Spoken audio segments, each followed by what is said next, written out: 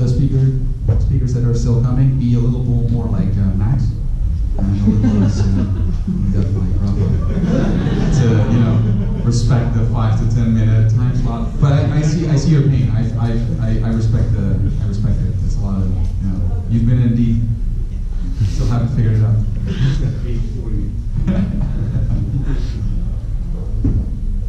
How are we doing? Hello world.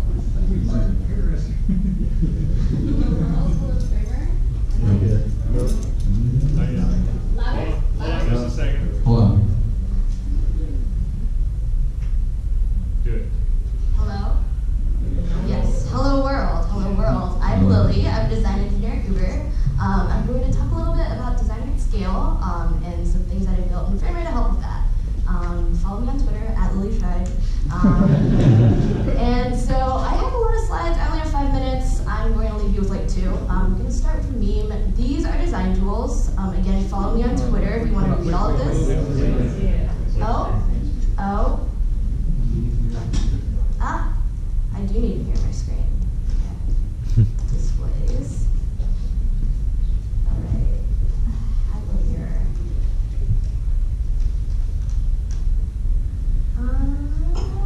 Arrangement mirror. Yes. Yes. Okay. Wonderful. This is a meme. So these are design tools. Again, if you want to read all of this, follow me on Twitter. So these are design tools, but also these are design tools too. Spreadsheets, code, presentations, documentation, and at Uber we have over 300 designers on our design team. And so you can imagine you might be on a project where one person is responsible for each one of these things separately. So how do you connect all of these? It's kind of a tough task, and I've actually found Figma to be very, very useful for connecting a bunch of different things together. Let's get all these slides. And so I made this quick demo. It's kind of a fake screen, something that, let's pretend some designer is making this cool Uber Eats type experience, and we want to maybe add some real data to it. So I created a demo where what I would do in real life is kind of rework this in Framer, rebuild all these components, but not actually rebuild them, just put them in from this Figma image comporter component I built. And then after that, connect this to a spreadsheet, say we're testing real data, and I'll show you how I kind of work through that.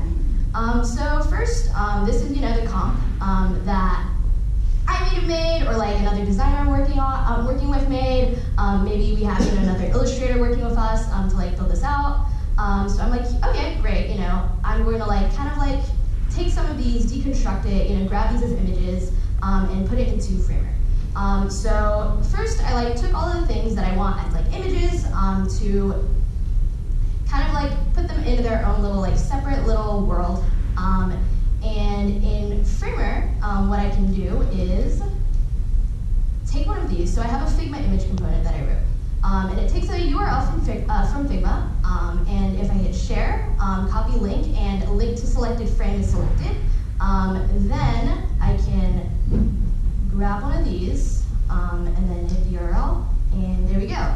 It's also real time as Figma does. So if people are working in Figma and say, let's say, I don't like the blue, let's make this red.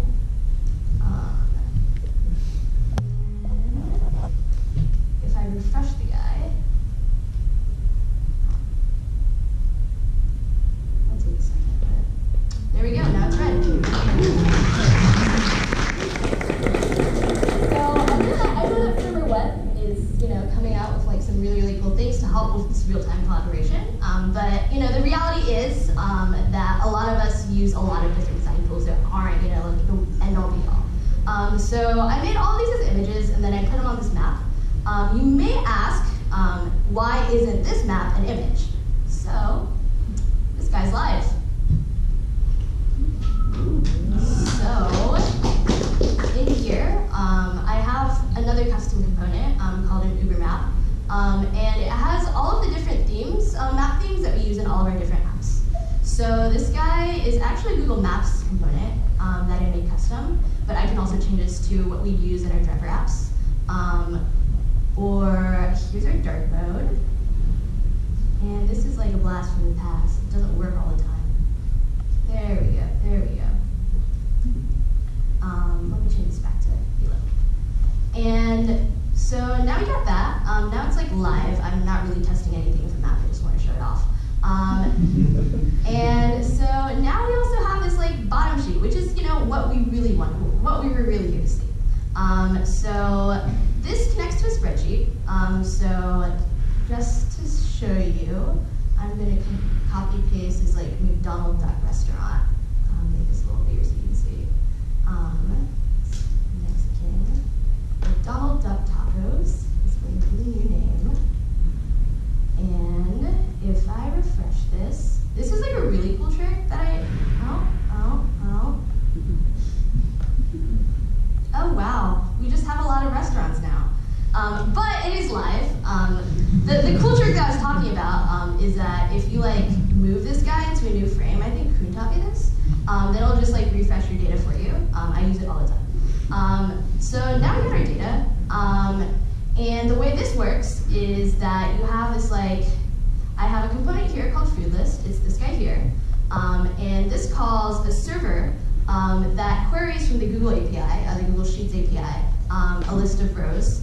And all those rows are something from our spreadsheet. And so here I made another list component called the food list item. And that controls which illustrations are shown. It's like it controls what the name of your restaurant is. It controls all of that. And since it's React, you can do whatever you want. And so that's kind of like the lowdown on how you can use different sorts of data from different sorts of tools, and you can really start having this like really real experience, getting all these people together to make our designs better. Yeah, and that's kind of it, man. Thank you.